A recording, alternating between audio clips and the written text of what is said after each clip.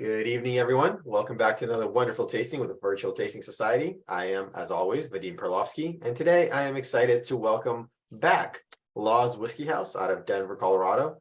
Joining us today is the head distiller of Law's Whiskey House. You guys don't call yourselves Law's Distillery? It's Law's Whiskey House.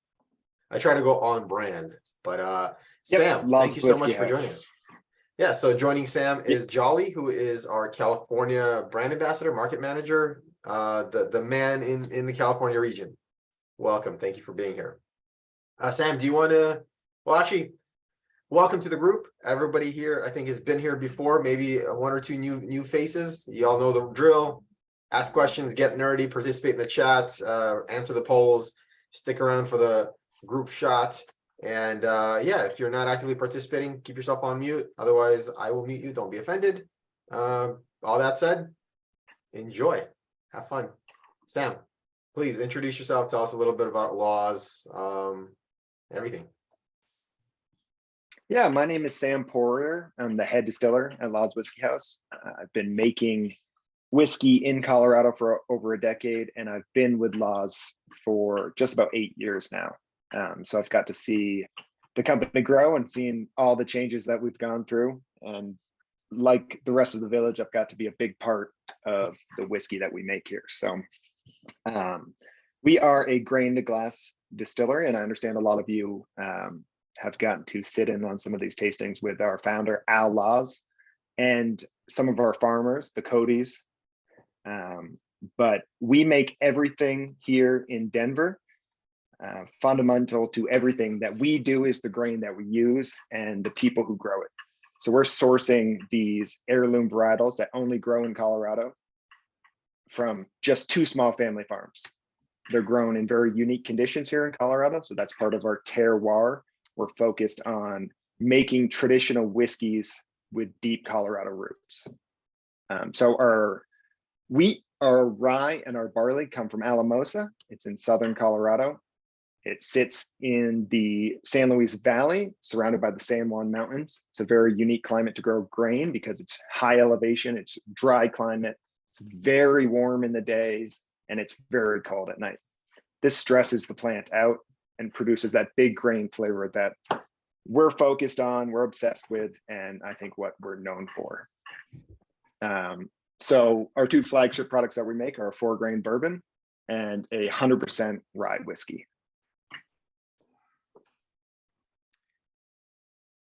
100%. Is there a malted and unmalted portion of that, or is that just 100% unmalted with enzymes added? The rye whiskey is 50% raw rye and 50% malted rye. That very cool. Rye being an heirloom varietal that only grows in that one valley in Colorado. It's definitely a big, flavorful grain, but it's not just one-dimensional spice. A lot of people associate that spice with rye whiskey. Has a lot of complexity, a lot of body, a good amount of sweetness that helps round out that whole experience of drinking. Very cool. So for tonight's tasting, we have 6 expressions in front of us. Do you want to tell us what order we're going to go in so people can line it up? I know a lot of people have 6 glasses in front of us. So what order, and if you recommend we pour them now to let them open up, or should we pour as we go? Yeah, I would pour them now. I've got mine all poured here. Nice. I have the bottles here. I'll show you too. The order I'd like to go in is the 4-grain bourbon, which is one of our flagship products. Starting with some of the things that are a little more subtle, a little sweeter. Next up, we will do the bonded wheat whiskey, Centennial wheat whiskey, followed by the bonded Henry Road malt whiskey. Next up, we will do our other flagship, the San Luis Valley rye, followed by the bonded San Luis Valley rye. And then we'll finish it off with something a little special, the cognac finished 4-grain bourbon. Awesome. Thank you. And please, I can repeat that for anybody if needed.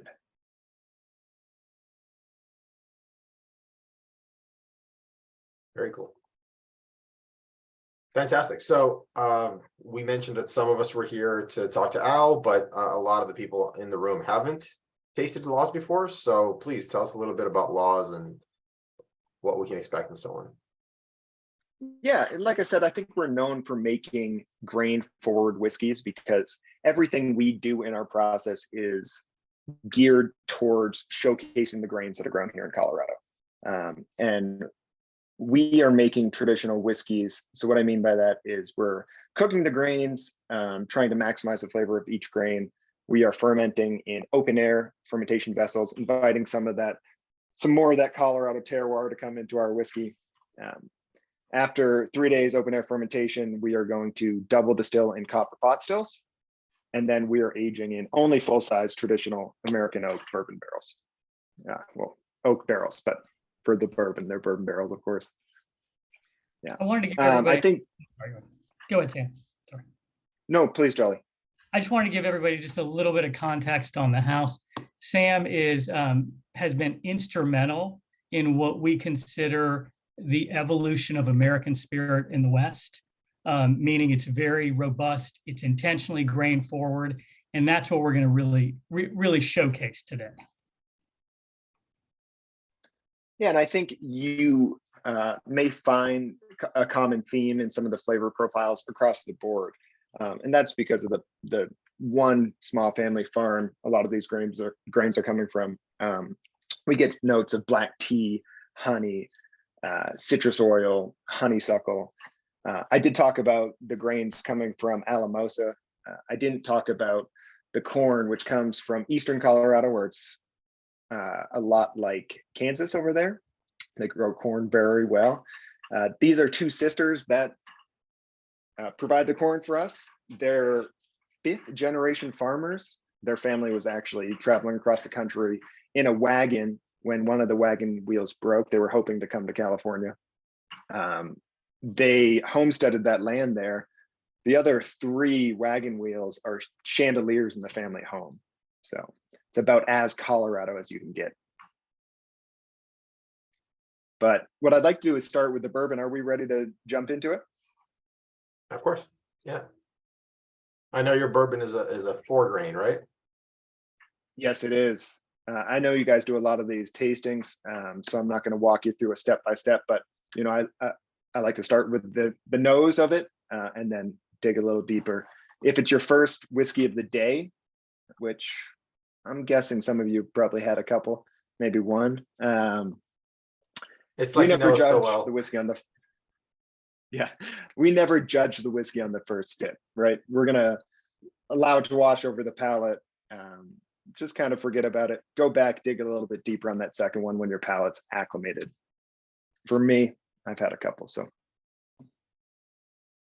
so being a 4 grain bourbon is a little unique, and it does present some challenges in the process. You guys have talked to Al. He always wanted to make a bourbon with all 4 American mother grains.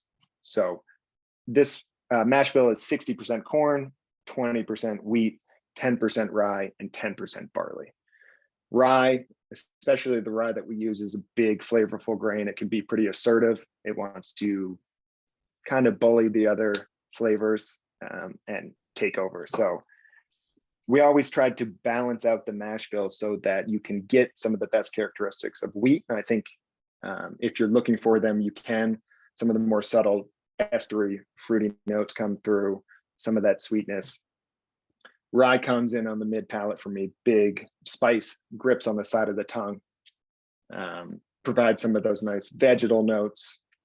The barley, I think, comes through being somewhat nutty towards the finish. And of course, the corn is providing a lot of that sweetness and the starch that makes it all possible. But corn itself is not a big flavor grain. Sam, I have a quick question. When I've heard people talk about this, making a 4 grain is very labor intensive. Can you kind of flesh that out for us? Like, what does that mean? Yeah, absolutely. Thanks for asking. So in our cooking process, we are adding the grains at different temperatures. Corn, of course, requires a very high temperature to cook the grain. I don't know if anyone here has ever made grits or polenta. If you're not cooking that grain fully, softening it, it's almost inedible.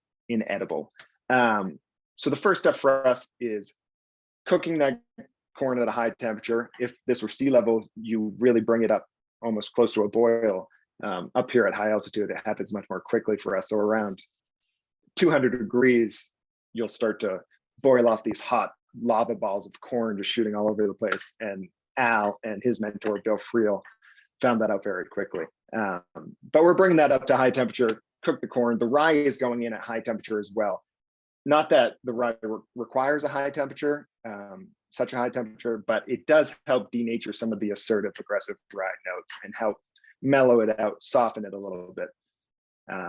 Then we're going to knock the temperature down about 30, 40 degrees and add our wheat and our malted barley in there. The barley, of course, being malted is providing those enzymes to help the conversion process, but it's also allowing the wheat to shine through at that lower temperature. And then we're going to knock it down one more step, pitch our yeast and pump it over. So it's a longer process doing a 4-grain bourbon like this, but we find it helps balance out the flavors of the grains.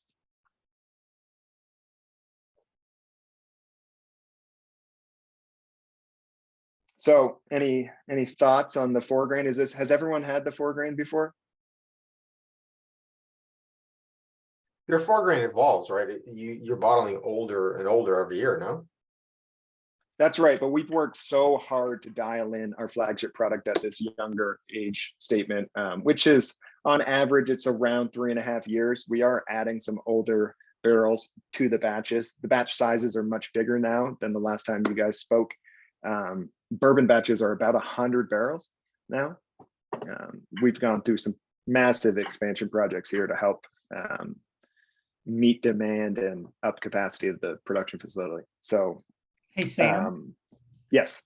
can you talk about like the time frame that y'all do the barrel selection for a batch and like kind of how it works?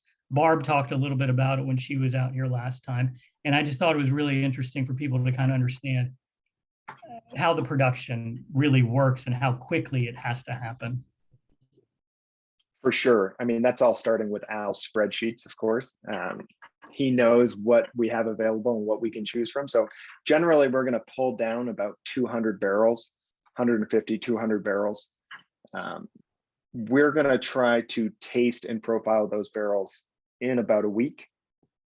For me, I don't like to do more than 20 barrels at a time. At cast strength, of course, it can be a little overwhelming, especially on your palate. So I like to do 20 max, get some lunch, let my palate relax a little bit and come back. But we do have a barrel manager and he has some guys working with him as well.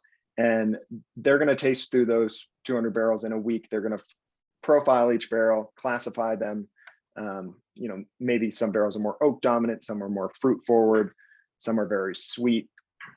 Some may have that big rye spice. So he's looking for certain flavor profiles to construct a batch, but it's all done within a week. So, but back to this bourbon,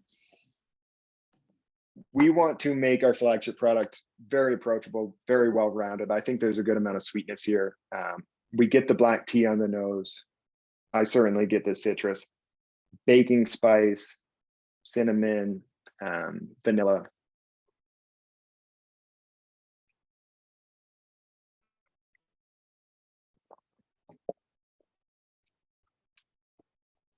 I really like the sweetness up front that we get on the mouthfeel that evolves into that rye spice.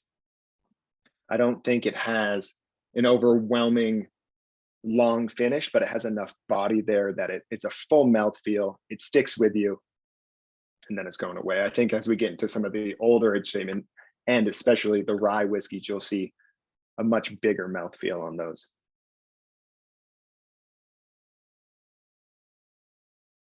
I always get a lot of questions about, how long our straight bourbon, straight rye is aged. And, this is something I think particularly our barrel manager and Sam can kind of speak to. We get a lot of wood influence in a much shorter amount of time. Can you kind of speak to that a little bit, Sam, like why that is? Yeah, well, when we're talking about Colorado terroir, we're talking about the heirloom varietals that we use, the conditions they're grown in, open air fermentation again, inviting the environment in, and then of course the environmental factor of making whiskey in Colorado at this high elevation, dry climate. So what we find in our aging process is we pick up a ton of color early on. If we're holding our glass up, we have a kind of reddish hue to it. It's a pretty dark whiskey, I think. And we find that happens very quickly. We talk a lot about the pressure swings that we get rolling off the mountains, all these storms that we get kind of constantly, mimicking temperature swings in Kentucky. You'll often walk through the barrel rick house, and I'll tell James, our barrel manager, like, hey man, you might want to address some of these barrels. They're leaking pretty badly. He's like, oh, no. Don't worry about that. That's just, they'll be fine tomorrow. And it's true, because of those pressure changes that we get rolling through, that spirit is being pushed into the wood, and of course coming back much more frequently than if you're in a more mild climate.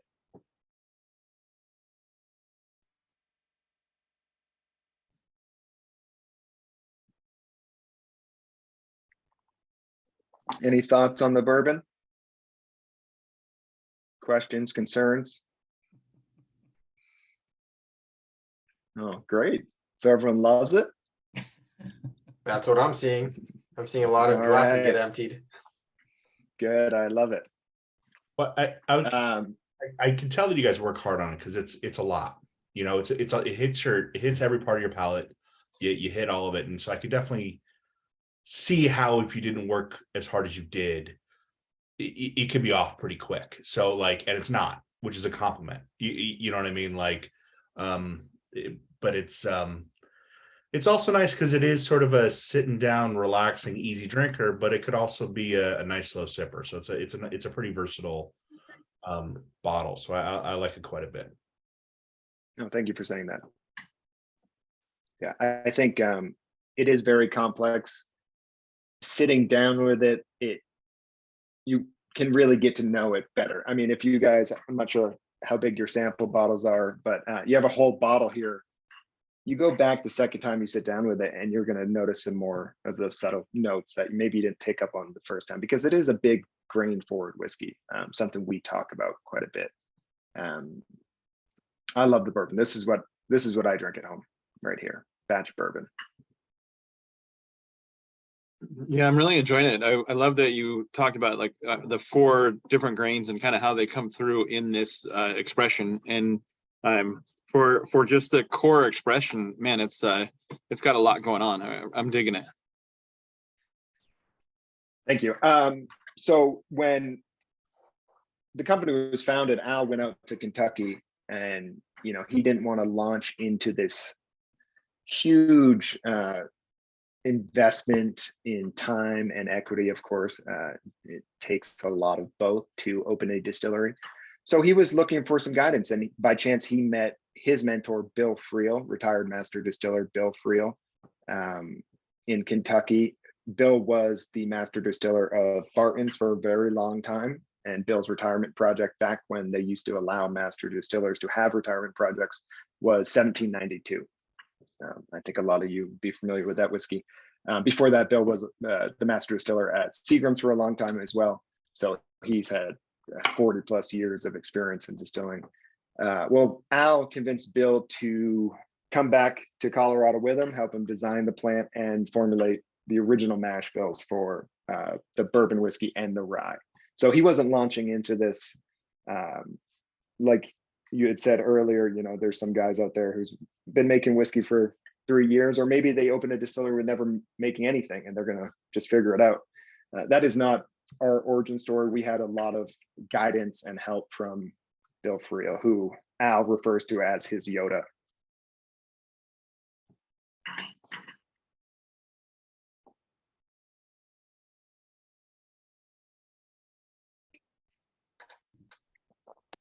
Well, if you're ready, we can move on to the bonded wheat whiskey.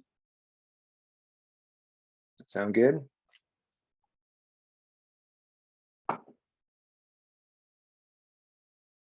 So this wheat whiskey is unique in that it is 100% wheat, all grown in the San Luis Valley there.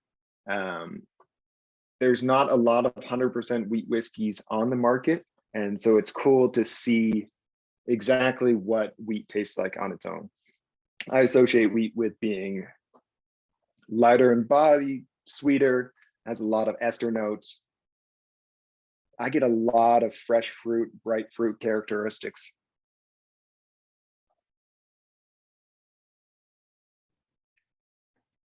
Sam, can you talk a little bit about this strain of wheat that we use? Yeah, again, this is going to be a heirloom varietal that just grows in this valley down there. This is a soft white wheat, and it's planted in the spring and harvested in the fall. These varietals, the wheat, the barley, and the rye, were brought there from somewhere else. So they're not native to the valley, but over generations and generations, they crossbreed and cross-pollinate and evolve into their own things and are now recognized as their own varietals of wheat. As far as this wheat goes, man, it's grown for big flavor and not for big yields, as are a lot of their grains. But this is really neat because I think there's a good amount of spice on this wheat, and it's not a spice like the rye spice where it's a serrano pepper without the heat, or black pepper. I think the spice on this for me is like a pink peppercorn. And I say that having, I don't know if I've ever had a pink peppercorn, but that is my image of a pink peppercorn. It also picks up to me a little lowland single malt, like cinnamon and cereal grain, that I feel like is very distinct to this variety. Yeah, I love the orange on the nose. There's a little, I get a little wintergreen maybe. Pine, spruce tips.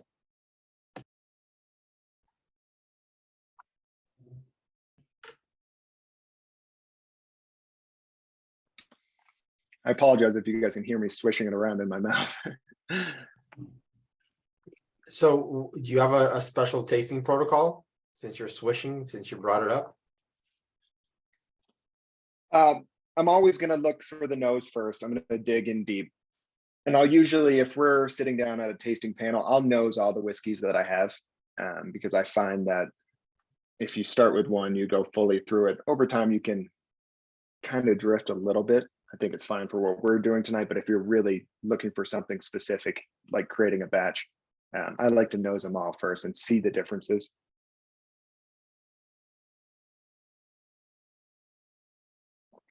That first sip, I'm washing it over my whole palate.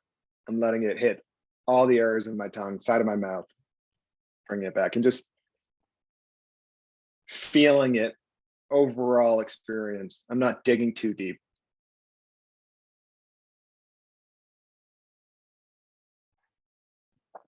Going back in, I'm looking for specific tasting notes. And I think on this one, we don't get as much of the black tea we get on the bourbon and the rye, but there is a softer tea note to it. And it's definitely lighter on the body, right? This whiskey, again, just like the rye, is made with 50% raw wheat, 50% malted. I think you get the really bright grain notes from the raw grain. It comes over a little bit doughy maybe. And the malted grains, you get more of a biscuit, toasted note, a lot of those nice flavors. Is everyone familiar? You guys do so many of these, but what bottled in bond is, being the first ever Consumer Protection Act in the United States in 1897. There was a lot of, I think there's a lot of tomfoolery going on and what was going into the bottle, and you never knew what you were buying. People were adulterating it, adding who knows what colors, flavors, maybe some things that could make people sick, of course. So Consumer Protection Act that tells you that all this whiskey was made in one season. It's consisting of grains that were grown in one single season, made by one distiller, aged for a minimum of 4 years, and bottled, of course, at 100 proof. So I think there's an added benefit of bottled and bond today too, because I think it lets you know exactly where it's coming from. And I Yeah, believe 'cause- you were the first bottled and bond out of Colorado. Is that right, Sam? Yes, definitely the first bottled and bond in Colorado, maybe the first 4, because we have a lot of, we offer all of our whiskeys as a bottled and bond product. Sorry, Vadim, I didn't mean to. No, Go no, ahead. no, that's, God, the thought totally escaped me. We recently did a tasting and we were talking about bottle and bond and something anecdotal came up and I totally must not be that important. Well, we do offer them in bottled and bond. We also offer all of our whiskeys at cask strength. Not all of those are for distribution, but at the distillery, if anyone makes it out, we like people to have it all there. If you like cask strength, you can try everything at cask strength. If you like bonded, we have bonded. We have single barrel expressions as well. So we really cater to the whiskey geeks and people who are really passionate about whiskey. I wanted to call out Lori and Jason. I pick up a lot of that lowland single malt and that cinnamon cereal grain. So good catch, guys. I always kind of get some of that from this. I sometimes will describe it to people as cinnamon toast crunch. Yeah, for sure. I can see that. Yeah. I like this whiskey in the summertime. Some ice, wheat whiskey, maybe a slice of orange. I think it's really nice for that season. Luckily, it's summer all the time here. It is not summer here right now.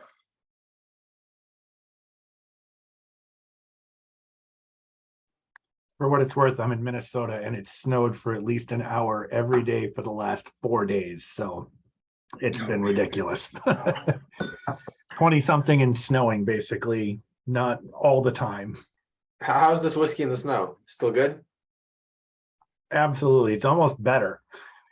Yeah. But any whiskey is And better in the snow. being a bonded product, of course, bottled at 100 proof, I would recommend for all these whiskeys, if you like to do so, add a couple drops of water, see how it opens up, because some of the more subtle notes definitely are allowed to shine through. And I think you get a lot of the grain notes, grain character come through at the lower proof as well.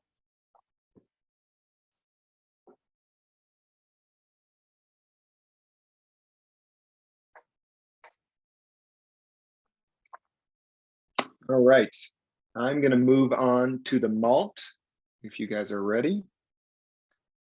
This one is unique for sure. I love malt whiskey. I love American malt whiskey. I love Scotch whiskey.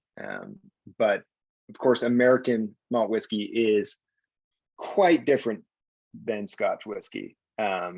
Being that one of the stipulations of a straight American whiskey is that you have to use a brand new charred oak barrel. You're picking up a lot of those barrel notes. So I think American whiskeys in general are much fuller in flavor. They're right up in your face like American whiskeys, which I love. This is unique in that we are fermenting this on grain like we do all of our whiskeys. That's another point of contact where we're picking up that grain flavor. That's not a traditional way to make malt whiskey. Generally, it's made like beer where you're lautering off, separating the wort out and then fermenting that. But this being fermented on grain does add to that big grain forward flavor. And this has tons of flavor.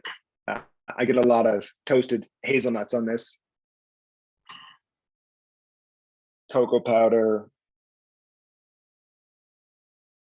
If you dig deeper, you can start to pick up some of those fruit notes, which I think this is more like apple than the wheat whiskey was to me, strawberries and orange.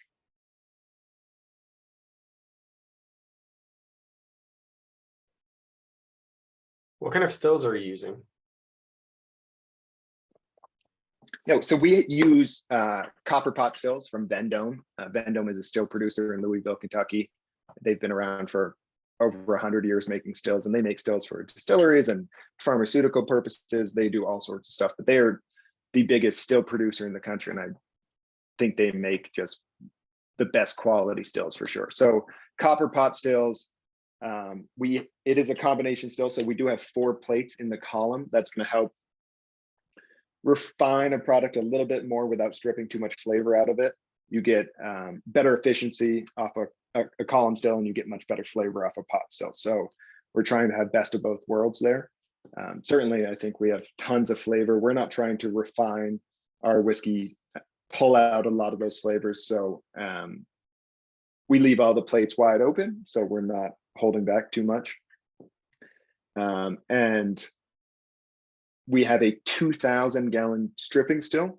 It's also a pot still, and then a 550 gallon spirit still. So the stripping being that first distillation where we're just throwing the heat full on blast, stripping out all the alcohol, not making any cuts. And then we're collecting those low wines produced from a 2,000 gallon strip, which would be about 550 gallons of low wines. And that's the size of our spirit still.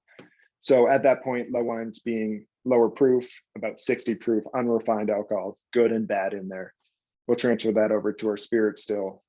That's what we're going to heat up very slowly so that we can properly separate out the things we don't want, poisonous things, the heads, things that could make you sick or potentially go blind if you didn't know what you were doing.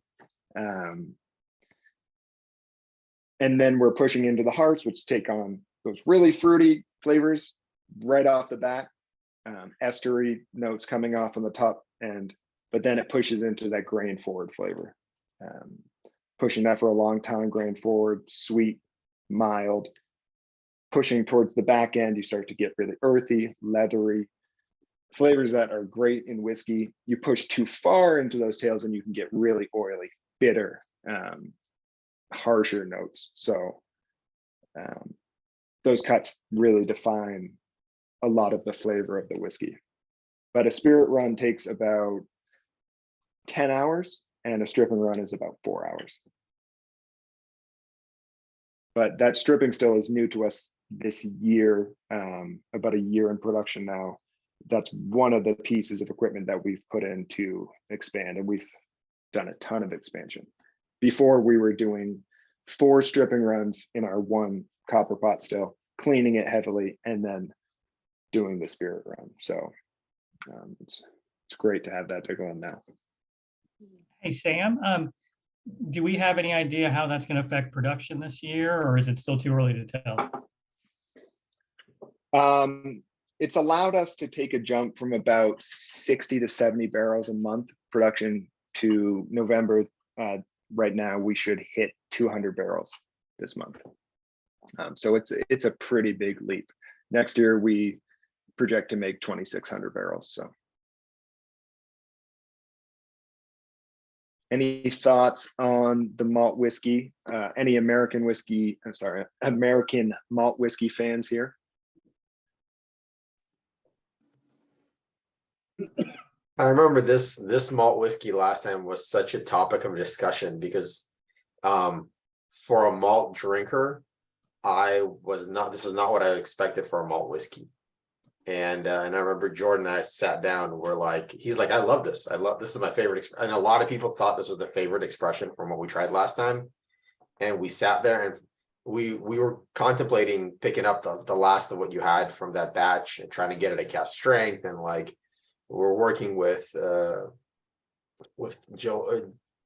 yeah. Joelle trying to figure that out. And she had sent us some samples. And I remember I was sitting at Jordan's house and we were tasting it at like, whatever bottling strength was, a little higher than cast strength. And I was like, oh, there's something off. And he's like, it's too bourbon-esque. It's like the bourbon drinker's malt. And I was like, oh, that's why everybody freaking loved it. And it must be the virgin oak. It must be the new charred oak that's probably giving it that. Yeah, for sure. It's such a big contributor to the flavor. This one's really complex. Joelle finds that people who are wine drinkers generally really like this whiskey, which I find interesting. I'm not sure why that is. I think there's it's like a peanut chocolate brittle for me on the back end, which is really surprising because it's all barley. if I remember correctly, we did a tasting with Laws, and the guys who grow your malt were on this, and they're in like southern Colorado, almost New Mexico. Is my memory correct? Yep, that's correct. That's Jason and Josh Cody of Colorado Malting Company. They grow the wheat, the rye, and the barley. They also malt all those grains for us, and they have a large malting house. Yeah, I believe they claimed that they said they like the wheat better, but the malt, that's what I remember that I really like is I get an essence of green chili pepper. Like it doesn't come out intensely. I could just tell because it's so far south. And I remember when they totally explained it, because it's just in that New Mexico-y area, that it's just out in the earth there. You know, it's almost like if you were to like chop chili peppers and then not fully clean your knife and then go to something else, it would sort of be there. And I really, in addition to like the vanilla bourbony notes that I get, there's like a green chili pepper somewhere out there that I really just dig because it sort of plays on my palate. And so yes, Vadim is wrong. This is awesome. I tend to like American malt that are a little bit more punch you in the face, which this is not, but I really appreciate it for other reasons. And I love it. Are you saying this is the green chili pepper La Croix version? It's no, I would drink this over that La Croix. But no, this is man, yeah. See, now that I'm talking about it, I'm getting it more and more. So that's, am I influencing my own palate? Anyway, I just get it at the end finish, is that green pepper. I just love it. yeah, and I have heard them talk about that. I know that there's a lot of green chilies grown in that area, also serrano peppers. That's something we talk about with our rye whiskey because we get some of those peppery vegetal notes. You know, you're not getting a hot pepper burn, but you get those flavors from a serrano pepper. And I really like the analogy of like you had just chopped it with a knife and it's still there. So I think I'll steal that. Do it. Steal it.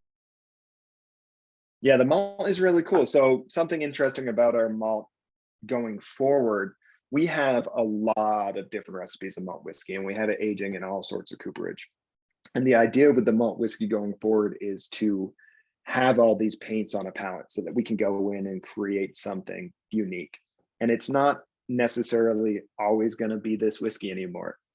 It's going to be some used cooperage mixed with some new cooperage. It's going to be all different types of mash bills. Maybe there's some peated in there.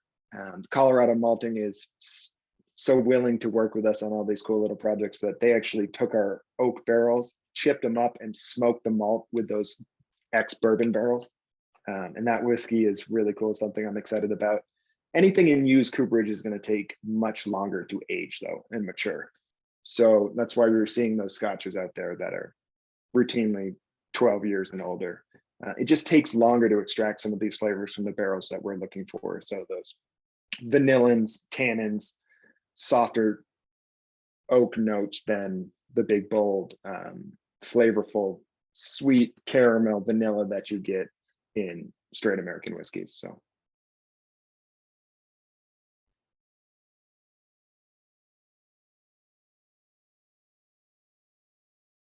I think David Pulley was gonna say something and I interrupted. David. No, I'm good. I'm good. Okay. Thanks. All right. Well, I'm glad there are some malt whiskey fans here because I do think this is a very cool expression of ours. Al always wanted to make the 4-grain bourbon, and then he wanted to make each individual whiskey to show people what those grains taste like on their own. And it's cool to taste through some of these things and then look back and try to pick out those flavors in the 4-grain bourbon. So this is a good question for Jolly. Where do we find the malt? I remember it being fairly limited out here. You know, I know it's available at High Times. Okay. And I know K&L has carried it sporadically over the last few years, but it is in stock in California. So, you know, it's a matter of like just going to the store and saying, hey, I'd like to order some of this malt, and I know they can order some for you. Very cool. Yeah, I remember last time it was kind of a pain to find it, and we were excited when it finally hit shelves and bought them out. People were So- actually buying the 4-pack because it had the Oh, malt in right. it. I remember that. I think I was on that call. So the malt in particular is not available year round. The malt and the wheat comes in the spring. It's a limited release. The malt comes in November traditionally, and we just get like 10, 12 cases for the state. And then at the end of the year, we'll get a 4-grain bourbon finished in a cognac foeder. So those are a few of the limited releases. Our straight rye, straight bourbon, our bonded rye and our bonded bourbon, and cask rye and cask bourbon are available all year round, but these are some of the limited releases. I know Cyprus has the malt, the Henry Road right now as well. They absolutely do. They're big supporters, and I think last year they took a little bit of our honey barrel, and so yeah, for sure, Cyprus definitely has it. Yeah. There it is. I Is still that have the honey barrel? Yeah, They Those got are a hard to little come by, bit of even here. yeah. It's hard. It's hard to find even there. And I will tell you, we get to do a lot of this experimental stuff. We make bourbon and rye about 90% of the year, maybe 95% of the year. But we'll do short runs of wheat whiskey, malt whiskey. The specialty finish stuff is something that we do a lot of. And the honey one is particularly cool because we reached out to a local apiary who wanted to take one of our bourbon barrels, age the honey in it, and then they jarred that up, and we sell that, which is pretty cool. The honey itself has some pretty noticeable bourbon notes to it, but we took that barrel back, filled it with 4-grain bourbon that was already aged for 3 years, 3+ I think, and aged it for an additional year in that honey barrel. So it's super cool. It's good. All right. Well, I think we can move on to the rye. I think the rye is one of the most unique things that we make. I think it's something people really seek us out for, which is great to hear because it's such a pain in the ass to make. Making 100% rye whiskey is a challenge because rye is very viscous. It's very high in proteins that make the mash very thick and slimy.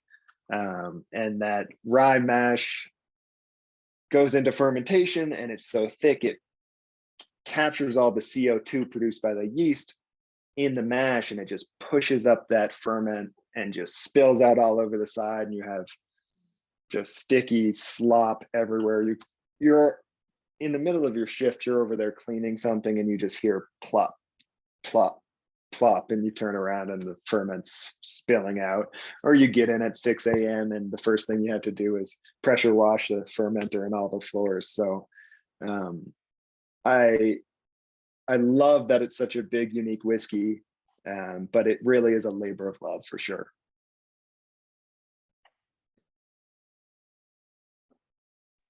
So we talked about some of those pepper notes. I definitely get some pepper on the nose. It's herbaceous. Some people pick up notes like eucalyptus. Some people pick up, it's more sage-like or pine even. Everyone experiences that a little bit different. Mint, anise. You can really spend a lot of time with this whiskey and still come back and find something new, I think.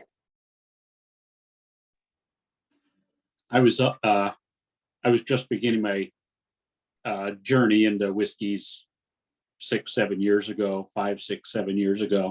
And a buddy, when I was living in Denver, a buddy said, "Hey, there's a place I've been wanting to try. Let's go to Laws." I'm like, "Okay." It's the first place I ever had a rye. And I've loved this stuff ever since.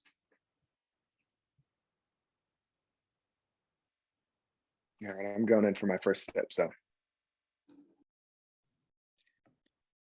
Wait, I was just going to tell a similar story. It was about 10 years ago. I randomly was in Denver for a concert and somebody was like, "Hey, go to Laws, just get a drink before you go." So we went, just kind of started drinking whiskey. And it's where I learned the 4 grains where you put a drop of water and kind of, take it all in, where I learned that I loved rye. And ever since, everywhere I go, I want to try the rye. So I know, Sam, you said it's a labor of love, but take that as motivation to keep going and keep making it, because it's totally worth it. I'm in Boston. I have a brother in Denver, and every Christmas, the requirement is he has to buy a shit ton and bring it to me. We meet in Indiana, which is where we grew up. So we both drive, and he has to bring me some. So thank you very much. Thank you so much for saying that. And I'm originally from Maine too, so Portland, Maine, not too far from Boston.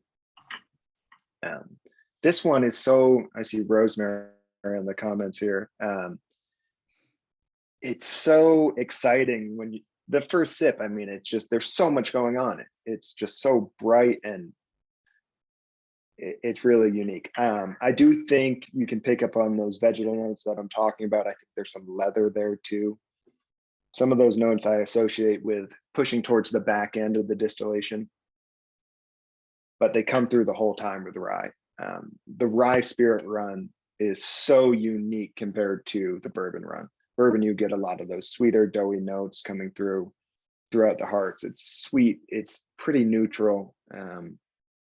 Where rye is just so unique, the whole spirit run through.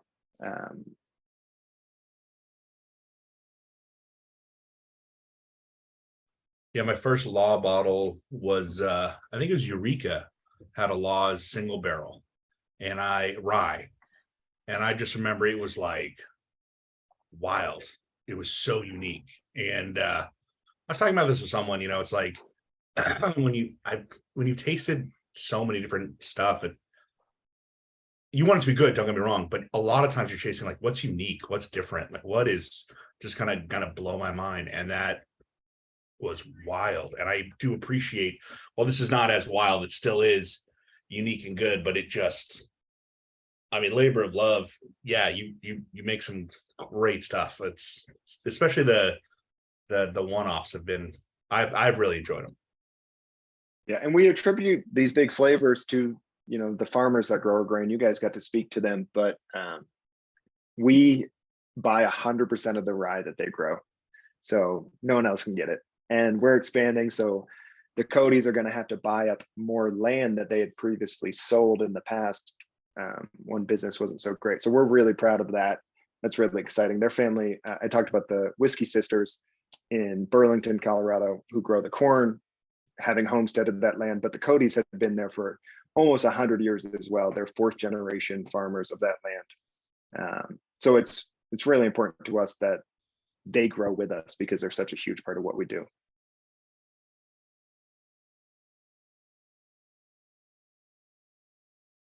Does everyone get the serrano pepper that we're talking about? The green chili, maybe? I think somebody had mentioned this earlier, but half being, I think Vadim had mentioned that half of it is malted and half is raw. So to me, you get so many different faces of rye, the aromatic quality, but as well as, a hint of like baking spice. You get a little bit of black tea, you get a little brininess. There's, to me, like serrano pepper, but also like almost spearmint or eucalyptus. There's like something aromatic in that really comes through, very different than a lot of the rye that I've had, which is traditionally much more cracked black pepper and heat. So it's nice to see rye kind of coming to its own, as it were. And again, the same I was speaking on with the wheat, the rye being raw and malted, you get some of those more vegetal grassy notes from raw rye, and you get almost like a toasted buttered piece of dark rye bread with the malt. I love watching everybody show off their knowledge of different peppers in the chat. They're all peppers, people.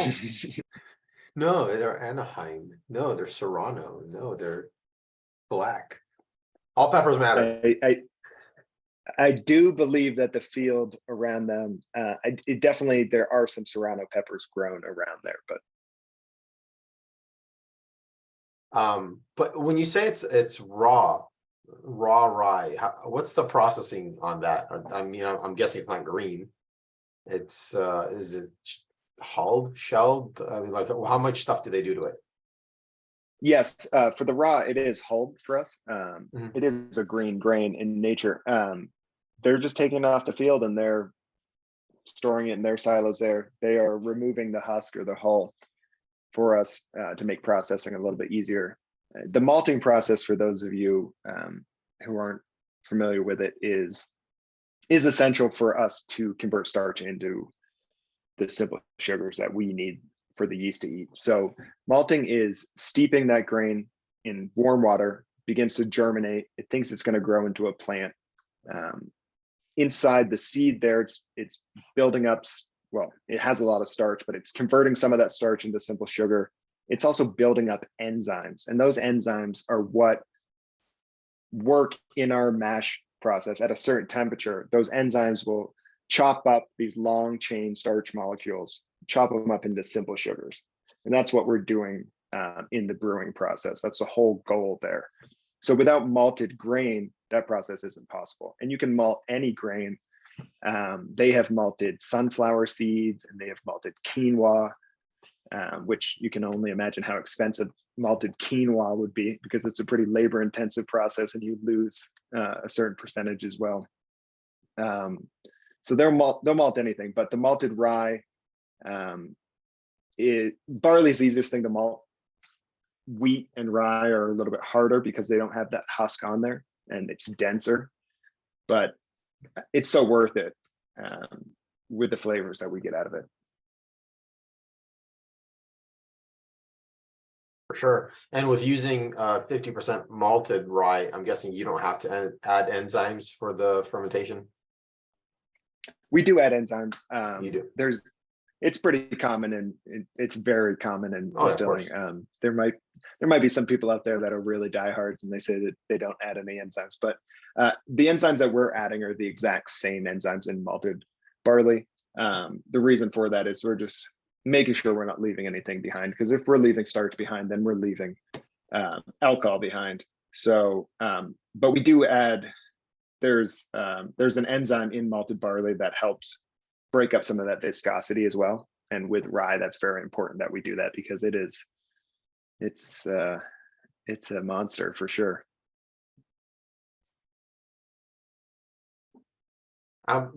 Making this many different expressions of this many singular grains, I've always been curious of like what your process is transferring from one to the next. So when we're planning our production year, we're going to make bourbon and rye about 90% of the year or so. About 75% of that is going to be bourbon, 25% rye. That's a split between the two. Rye has been doing very well, so I think we're going to start making more of it, and I think this is why, right? I love it. Bourbon is, what I drink the most of, but I would say overall in the village at Lost Whiskey House, this is the overwhelming favorite that we make. But we only have a certain amount of silos, so we do have to kind of run those out and then transition into the next thing. So we'll make bourbon for 2 or 3 months at a time, and then we'll make rye whiskey for a month or 2 months at a time. So they're long stretches of one product. So we're always very excited to go back to making bourbon after 2 months of making rye whiskey. And where does wheat and malt sneak in? We'll just plan to make them throughout the year.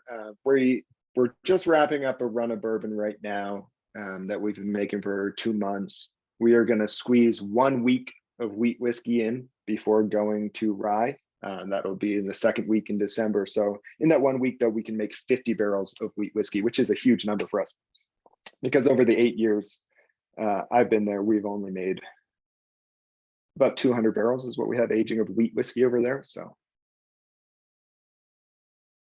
And in our warehouse now we have about 4,500 barrels.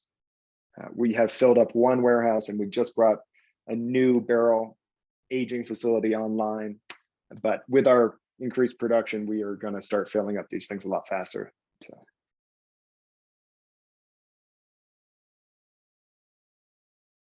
So next up, we have the bonded San Luis Valley Rye at 7 years old.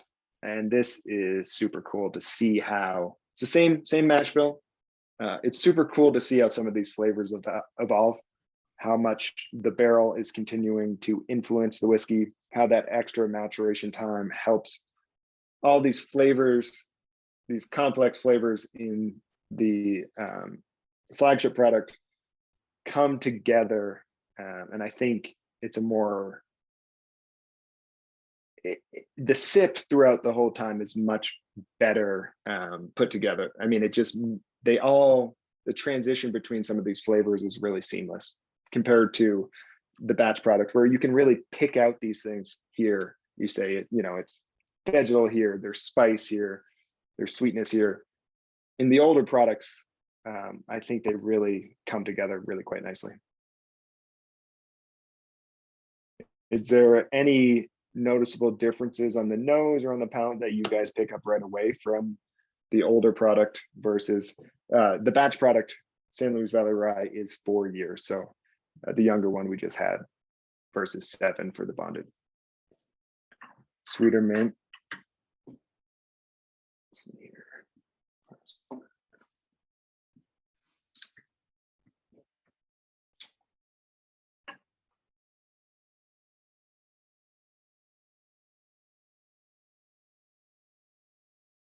Yeah, I do It's a see a lot really more rich- of your rye in single barrels out.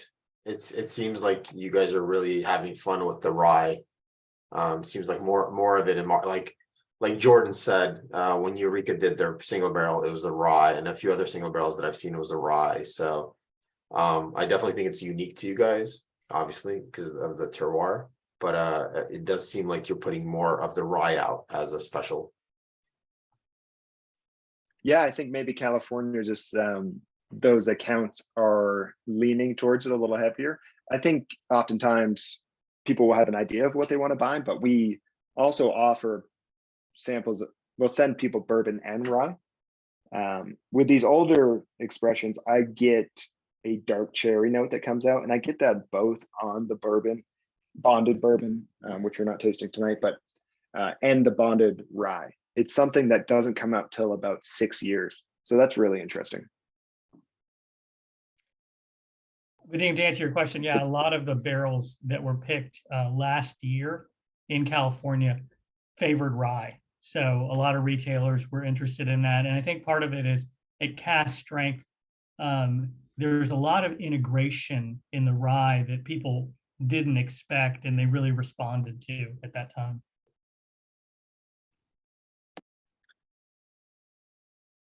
I like the bubblegum note there. I get that a lot in the wheat. And that's, I'm referring to ester notes, something that's created by the yeast, generally associated with like a wheat beer, if you're familiar. So you get some of those bubblegum notes, you get some of the tropical fruit notes. I see pencils and leather here too, which would definitely be barrel characteristics coming through.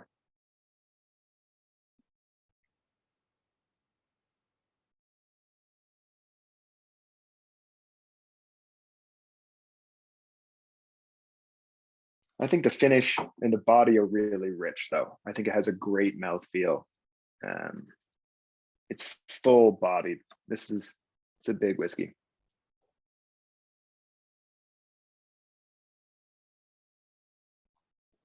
And Jolly, do you have a bottle of the bonded rye with you? I just have a sample. Yeah, I do. Yeah. I think it's in the car. Did you want to look at it?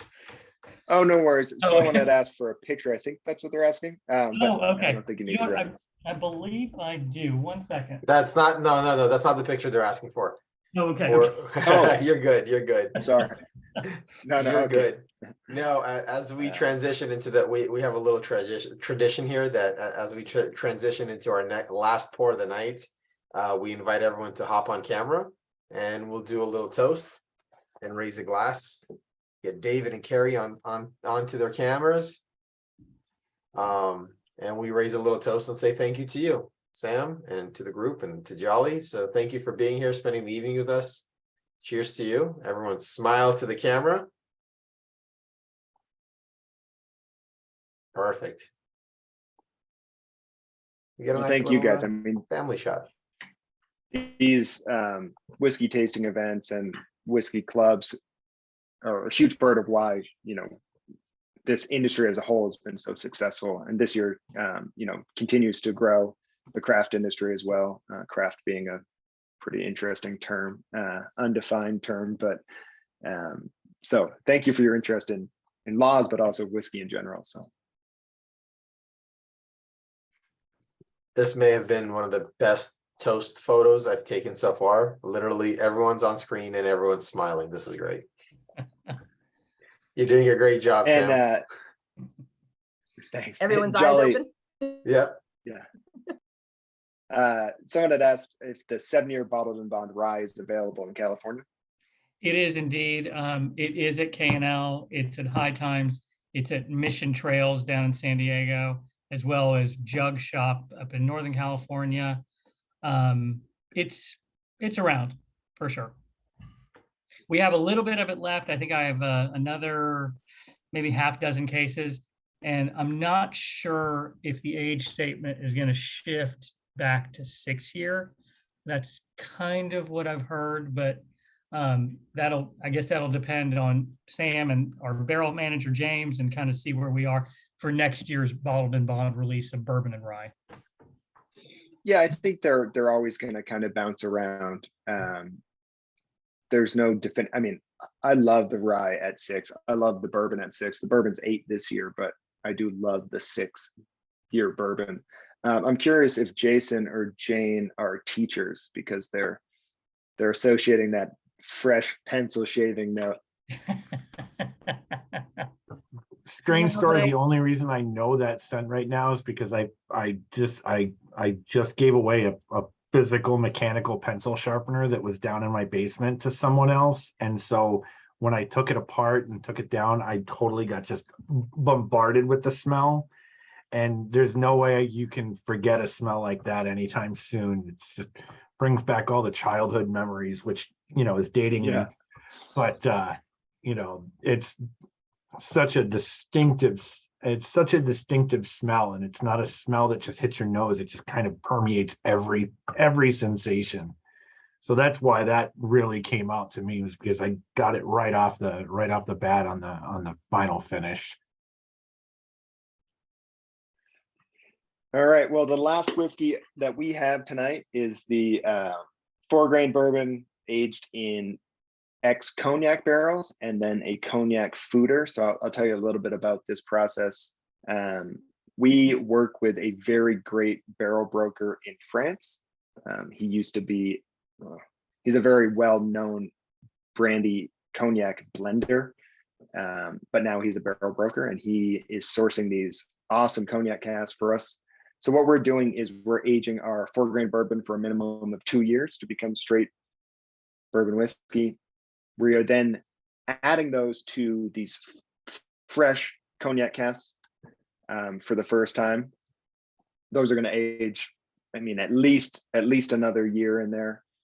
And then when those are ready, we are going to roll those over to a cognac foeder. A foeder being a large oak aging vessel. The one that we have is 60 hectoliters, which is about 1,600 gallons. This foeder we had shipped over from France that was previously used for around 50 years or so as a blending tank for cognac. So 2 different cognac oak vessels that it's touching. It's somewhat of a Solera process that they use in cognac blending. And that was helped. We were helped by Alain Royer, the brandy cognac blender, to develop this process. So it's really cool. This is a giant oak vat. It's gorgeous. It produces a really cool product. That Solera aging for us is when we deplete it by about a quarter once a year, we have fresh cognac barrels filled with 4-grain bourbon to top it right back off. So over the years, this is our second release. Over the years, it's always going to have some of those last batches in there. It's going to continue to evolve. It's never going to be exactly the same. It's a really cool project.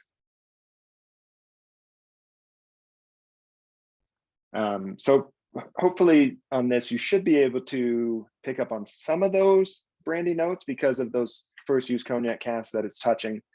I think there's some great character coming through. French oak generally is known for being less tannic, as much tighter grain, so it's a softer wood note. So this is a full maturation in the cognac cask or finish?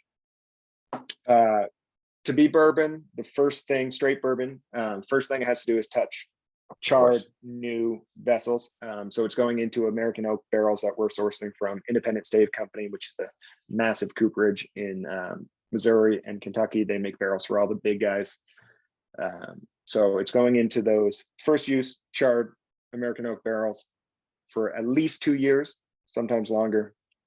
And then going into those fresh cognac casks that we have shipped over from France before going into the foeder.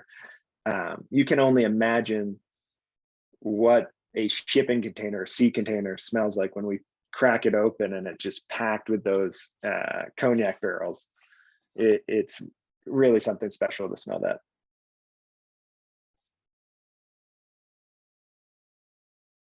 So I get some stewed fruit on this. I think I attribute that to some of the grape previously aging.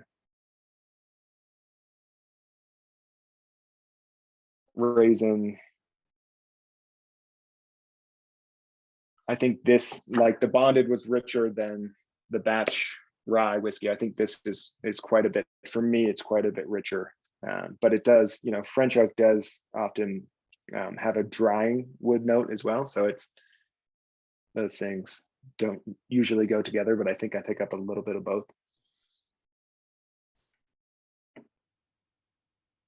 Sam, a couple of people had questions about the difference between 6 and 7 year. It was, sorry, Shane, and I'm sorry, I'm not reading fast enough. Can you speak to that a little bit, Sam? I mean, I kind of know subjectively what I think the difference is between Sure. bottled and bond, but like, can you kind of give us a read, like particularly from the making side? Yeah, I think it's interesting, the age in portion. Sorry, it was It's Michael not- and Carrie. Yeah. Michael and Shane. I don't think it's not just linear. It's not, hey, this whiskey's here and it's aging, so it's going like this. We definitely experience seasonal peaks and valleys. There are times that we are going to crack into barrels and find that it's just not ready. I mean, it could be like this big spice bomb. It could be really dominant cinnamon, which is just overwhelming.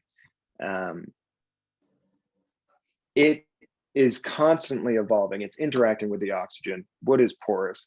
It's pushing into the wood, picking up wood sugars, tannins, vanillins, pulling back in and chemically changing the whole process. So it certainly happens where we're tasting through an allotment of barrels and we find barrels that we're holding back for longer aging. Specifically the 6 and the 7 for rye, it kind of depends. More specifically, I would say our first bottled and bond product, the first one in Colorado, was a 4-year bourbon that we put out.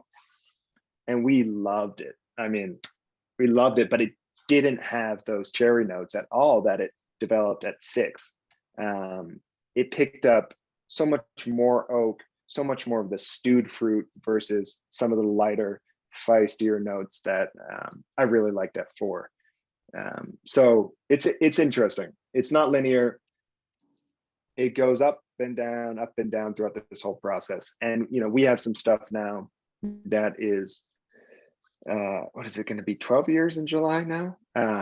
It's cool to see where it goes because we don't know how whiskey ages long-term in Colorado. Our whiskey ages long-term in Colorado.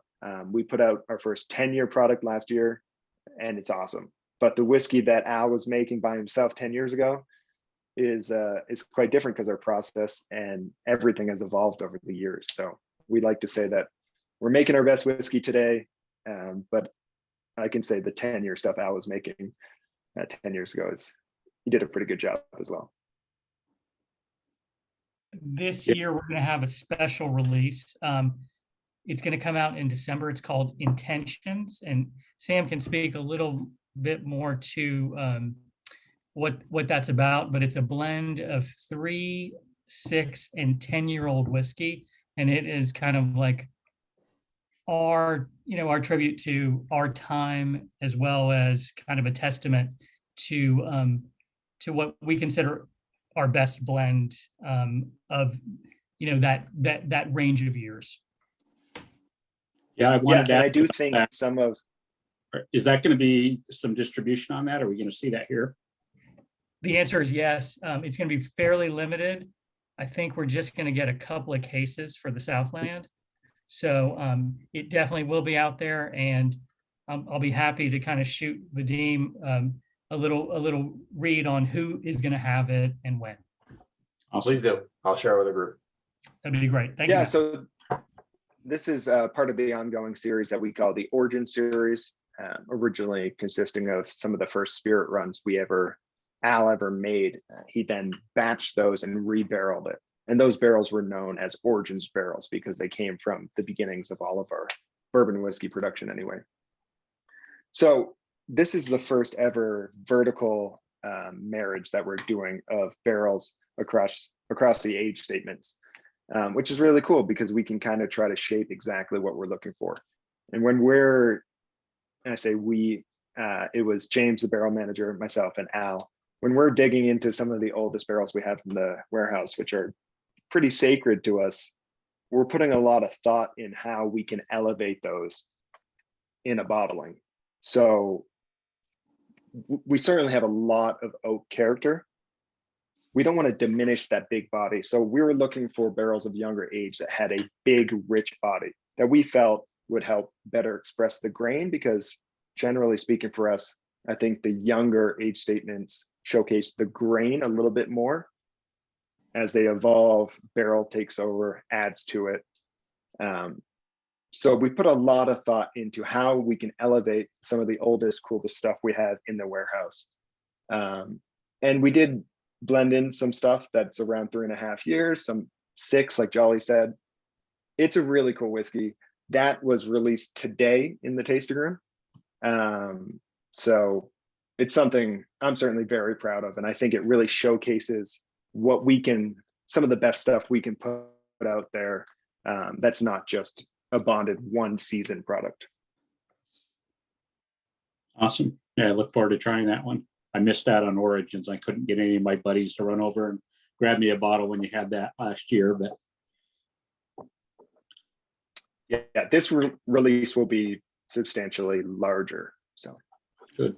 Also, I think the blend that Sam is talking about makes it, to me, a little more approachable and I think more dynamic than sometimes just the straight 10-year. To me, sometimes that 10-year can be a little monolithic, a little bit more bass note. And to me, this is, a little high and low. But I've not tasted it yet, so I'm just making stuff up. Generally, we found, I think I've learned for sure over the years that blending is definitely a big art, and you can get some really when there's something to be said about a beautiful single cask. Those are absolutely fantastic at cask strength. Those can be beautiful, but there's also something to be said when you start combining things and you start painting with the whole rainbow. You have a lot more things to play with, and so blending is very difficult, and it can be absolutely amazing. Refresh my memory. You said there's a 10-year-old that's part of that blend as well. Is that correct? yeah, there'll be several 10-year-old barrels in this Origins release. Is there a particular reason you haven't released that as an individual bottle rather than just including it in the blend, or am I not seeing it on the site, or is that something you just haven't considered doing? Well, last year we did release a 10-year. That was part of this. Every year we're going to do the Origins release, and that was the release last year. It was not distributed at all, and it was only available in the tasting room. So no, the 10 is not overaged by any means. Everywhere has a sweet spot. I think in Kentucky generally they consider 6 to 9, and we're still seeing where ours goes. I mean, I love the 6-year bourbon in Colorado. I think it's really great. I love the 8-year bonded. So we don't have a ton of the older stuff. So that's why you're not going to see a straight, 10-year release, because we just don't have tons of that stuff. Have you finished? I know you've done finishing on the bourbon, the honey. I've got a bottle of the port. I know you've done, obviously the cognac. Have you done any finishing on any of the others, like the rye? Yeah, we have a big section of the warehouse that is packed with all sorts of cool stuff. One of the popular rye finishes that we have done is a sauterne finish. Sauterne being a sweet dessert wine, which really plays nicely with the spice and vegetal notes that we're getting from the rye whiskey. Jolly, is there any other single barrels of rye that you've seen go out? I think there's a Sauterne cask rye that somebody purchased up north, and I believe it's a store called London Market. I don't know if they ship, I'm sure they ship across state, but they're the ones that picked up a single barrel of that this year. I can say that we have not done the rye in honey yet. I'm not sure how that would be, but I think it would be pretty good. But we do have malt aging. Go ahead. I was just going to say, we have malt whiskey aging in all sorts of casks, but the used cooperage stuff we won't see till, I'd like to say at least 10 years. I hope 10 years, because it'd be nice if we could hold on to it for that long, but we'll see. Let's see some of that malt finished and stuff. Yeah, I'm game for that. Aged in different things. Madeira cask, give me a call right there. That seems to be my cask of choice. We don't have any sherry casks aging in our warehouse right now, so that I think is something that we have yet to explore. And wow. It's it's a quite popular finish on the market now, so I think James, our barrel manager, is probably itching to get his hands on some sherry or Madeira casks. So I'll say, as far as what's available in LA, I have the Laws 2 that I got from K&L. I have the Laws Cognac that I got from K&L. You can't see that, but I have the K&L Laws Experimental High Malt. That's 37% malts that I shared it with some people who are on this tasting. Some people liked it, some people didn't. I won't call out the people who didn't, but I really like this. Talk about something different.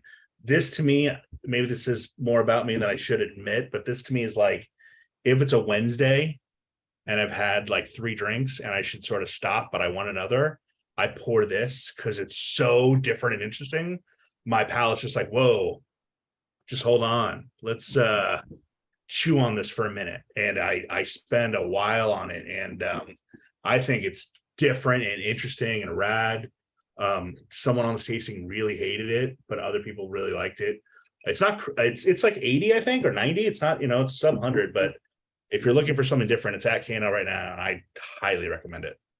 Yeah, I got a bottle. Oh, that's cool. Yeah, ordered one.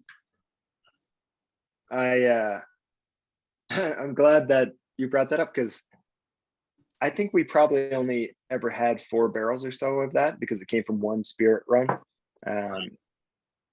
And I think that's the only one that's gone out. Yeah, of that So grouping, yes, David yeah. from K&L he's the only one that picked one of those 4, and that was it. Yeah. Well, listen, sometimes we have, not that was an accident. It certainly wasn't, but Vadim was asking how we transitioned from one product to another, and we used to be much smaller and we had very limited space, and occasionally we would have a surplus of a certain grain, and we would say, well, we'll talk about it. We'd propose some ideas for coming up with some experimental whiskey or experiential whiskeys. So I do remember that we had a surplus of barley, and we had to move on to the next thing. When we were making rye, we had to fill all the silos with rye. And we all got together and talked about it, and that's what we proposed, was to up the barley in a certain way. One, to clear out the silos, which were very small at that point, and two, because we thought it would be cool whiskeys. Now, there are some other Colorado whiskeys that are high malt, so it's cool to see. I really we learned so much by experimenting with these short runs of whiskeys. Sometimes, we have to clear space and we get to play around with stuff. So Colorado just seems to be like the playground for a lot of good whiskey, like craft whiskey being made. It's interesting. Just we've tasted a lot of really fun things coming out of Colorado from different makers. So there's something. Well, I'm not there. native. I'm not native to the state, but the beer and the whiskey scene are very cool. People really care about where it comes from, the quality of the ingredients you're using. So it's a really great place to make whiskey. I appreciate you saying that there's a lot of good experimental stuff coming out, because a lot of craft people can get a little crazy with it. We put a lot of thought behind any experiments that we're doing, and we're not trying to reinvent American whiskey. We're trying to honor the traditions of American whiskey, just with Colorado ingredients. So Very Sam, cool. before we move on, I just wanted to say hi from a fellow Centennial Stater. We're sitting over here in Montrose, Colorado. Oh, And, nice. and I am a San Luis Valley native. I'm from Del Norte. No kidding. Well, I know Yeah. the Del Norte Brewery. I will tell you that we were in Montrose last weekend because we went to Dunton Hot Springs. We did a whiskey event down there. So Excellent. I got stuck in the snow on a mountain pass and had to be towed out. So Well, we're going to come get stuck in your snow tomorrow. We're coming up for a football game. well, please, if anyone, including yourself, is in town, we do great distillery tours. The team does a really great job. You get to very hands-on. We're not a massive company, so you get to see everything and taste everything. I know a couple of you said you had done it, so please come see us if you're in town. Crystal, if I And may, who's the youngster behind you? Somebody's That's yawning. Leonard. Leonard. Okay. Yeah. You got to introduce the family, Yeah. The other two are being shy, but he seems to show up most times. What about the third one? Nice. Oh yeah. I thought you meant the husband that disappeared. There you go. And as Lucas mentioned once before, they're brothers. Oh, nice. Okay. Welcome. I hope the glass made it to you. Nice face. Also, just so y'all know, if you're in Denver, we do tours at the distillery Wednesday through Sunday.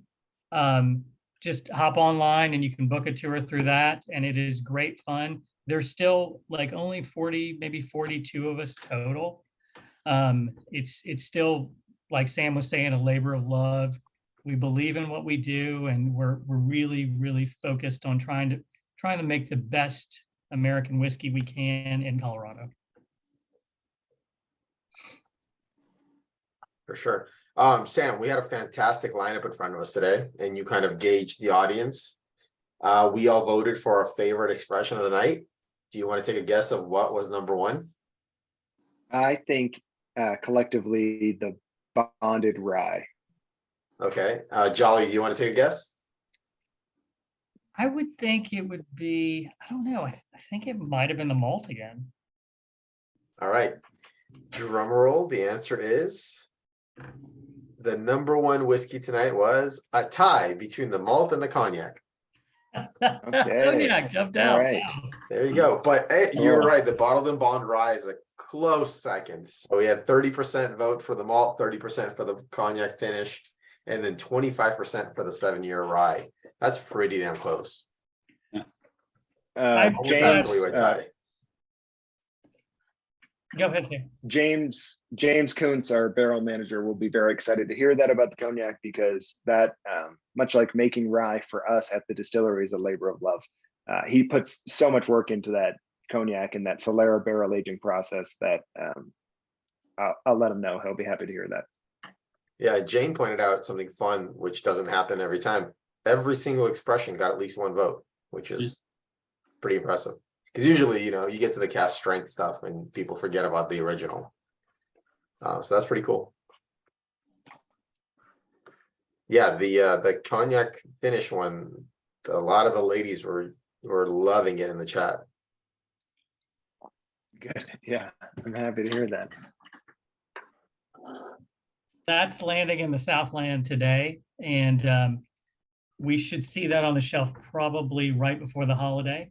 And I'll definitely reach out to Vadim and let him know where it's going to land retail wise, and would love for y'all to get some. And if you do get a bottle, make sure you post a picture of it in the group so I can share it with Sam and Jolly on your turkey table.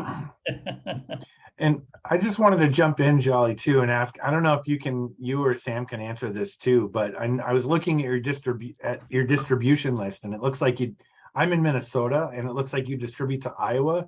How is it determined who you where you distribute to? Because I'm in Minnesota, and I'll be honest, we're like a desert for when it comes to anything unique or interesting. Beyond like your standard fare stuff. And I just had, Carrie mentioned she's in Massachusetts, and it doesn't look like you have any distribution presence there. So how do you make those determinations, and how can we, if we want to get more here, help you do that? Jason, that's a great question. That is a question for a little bit above my pay grade. It's for our VP of National Sales. We are in 18 markets across America right now, and it's mostly determined on like kind of a slow path of like what we consider scalable and kind of continuing growth.